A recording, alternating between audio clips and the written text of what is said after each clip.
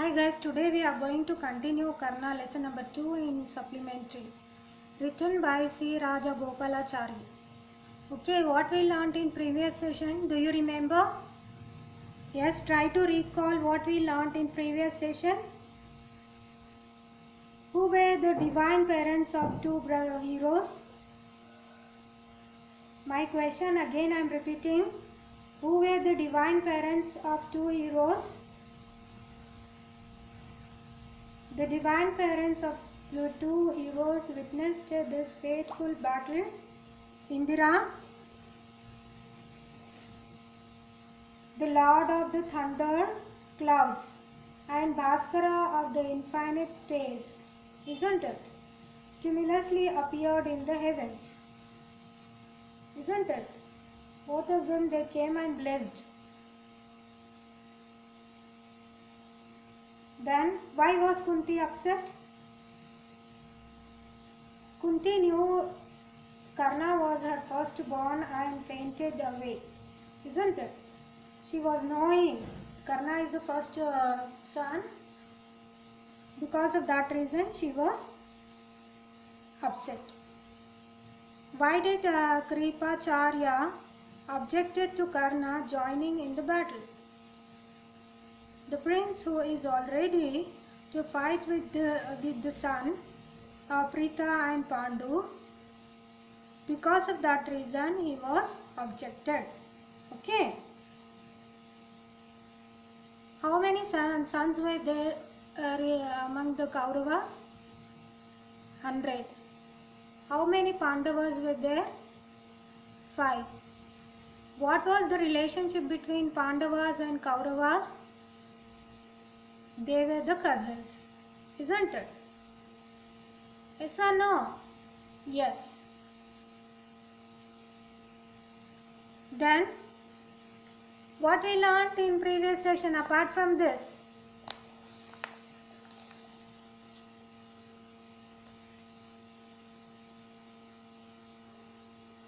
Okay, what we learnt? Do you remember? Why did one saint gave Kunti a blessing? Because of her service, isn't it? Because of her service, the God gave him blessing, isn't it? Yes, Kunti, she got a blessing from the God, from the saint, isn't it? Sadhu, sage, isn't it? What was the blessing? Pause the video and try to think. Okay, now let us proceed towards our new session. Up to here I discussed in previous session. Today I am continuing from here, page number 131, last paragraph, first line. When she saw Karna, Kunti knew him as her first born and fainted away. Vidura instructed the maid servant to attend upon her and she revived. She stood stupefied with anguish, not knowing what to do. Okay, then what was the situation? When she saw Karna, that he is the first son of Kunti, she will faint. Vidura noticed that, and who is Vidura in Mahabharata? He was the president, okay, prime minister, sorry. He was the prime minister in the court and he was the uncle of Pandavas and Kauravas. He orders to the maid servant to take the Kunti away from the place and she will be fainted over there in this place itself. As they were about to join in battle, Kripa, well versed in the rules of the single combat, stepped between them and addressed Karna. Okay, name of the lady whose name was Kripa. Okay, Kripa, she entered into the battlefield. She was knowing all the rules of battlefield. Combat is nothing but battle. And she addressed Karna. Okay. This prince who is ready to fight with thee is the son of Pritha and the Pandu as a scion of the Kuru race. She is introducing. Who is introducing? Kripa is introducing a prince. Okay. Who is that prince here? Karna. How she is introducing? This prince who is ready to fight with thee is the son of Pritha. Pritha is also known as Kunti. Okay, Kunti's other name is Pritha. Pritha and Pandu and a scion of the Kuru race. Okay, he is the descendant. Scion is nothing but descendant. That means he belongs to the clan. Okay, he belongs to the clan of Kuru race. Okay, she is introducing in battlefield to the other person. Reveal, O mighty armed, thy parentage and the race rendered illustrious by thy birth. Thy, thou, thee, these are all old English used by William Shakespeare in his old novels.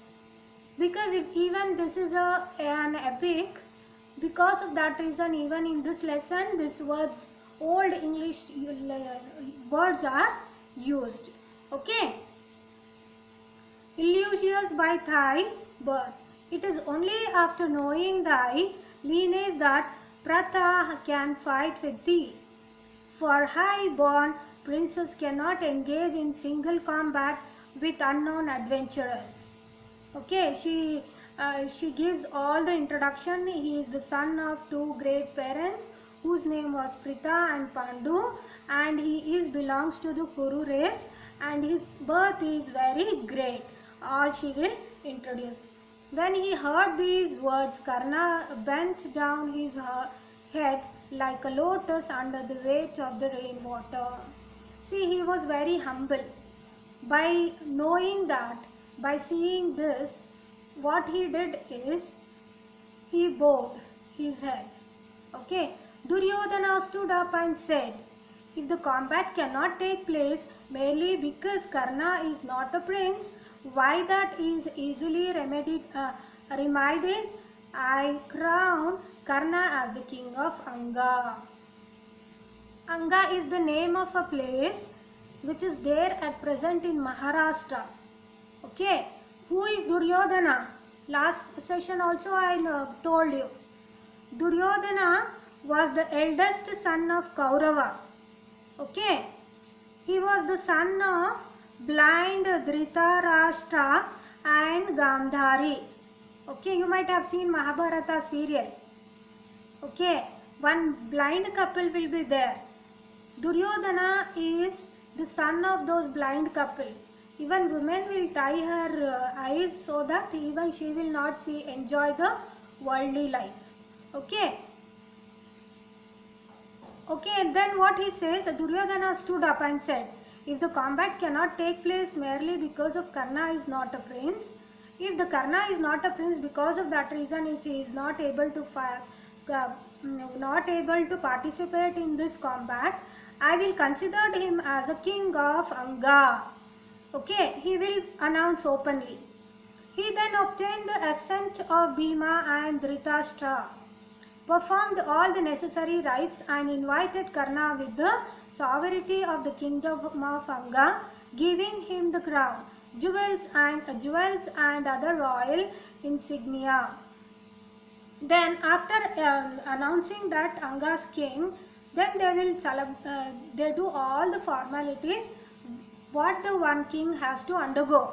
Okay, crowning ceremony and oathing ceremony, whatever jewelry wearing ceremony, all that ceremonies they will complete. At the moment, as the combat between the youthful heroes seemed about to commence, the old charioteer Adhiratha, who was the foster father of Karna, entered the assembly, staff in hand and quaking the fear. Okay, then one of the important character enters here, who was the foster father of Karna. Okay, then he enters into it and quaking with the fear. Okay, he will become fearful. At this outrageous speech, Karna's lip trembled with anguish, and he speechlessly looked up the setting sun with a deep sigh. But Duryodhana broke in indignantly. Then at this juncture, Karna's lips will start shaking. Trembled is nothing but shake. Okay, start shaking, and he speechlessly he looks at the sight of the sun, setting sun. Okay, and Duryodhana also broke into the indignantly, that is anger as unfair. Okay, he sees that as if whatever is going on, it is unfair. It is unworthy.